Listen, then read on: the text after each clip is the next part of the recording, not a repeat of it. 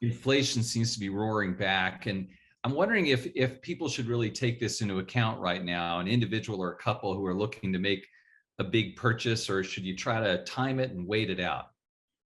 You should move faster because houses are only getting more expensive.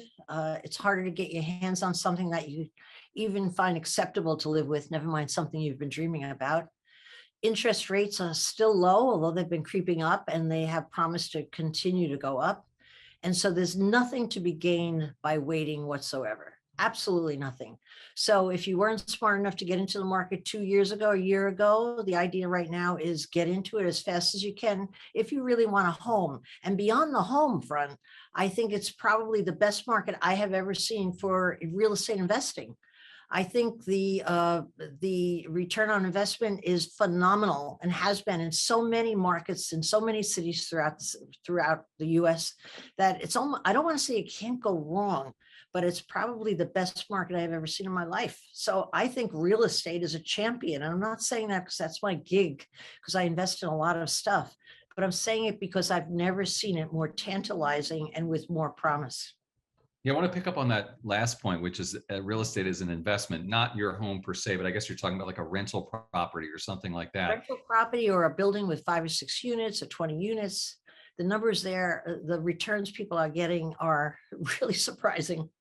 And why is that exactly? So in other words, because there's such demand and the rates are still low enough to make your cost of capital still pretty good? A few reasons. One, there was a shyness in the market. People were slow to respond to investment real estate. Now everybody's jumping into it, but it kind of lagged behind all other kinds of investments. So you had a little rest period. Secondly, the rents have been going up nationally. And if you choose your properties carefully, like if you're investing, say, in Orlando, rents are up almost 30%. Crazy. Okay. So picture what that does to the bottom line. And very importantly, which we all take for granted, like our right to breathe, money's so cheap. And so you can leverage really high. So I even in New York City, which has gone through a really tough period because of all the changes Albany that make it really almost untenable to make money here as an investor.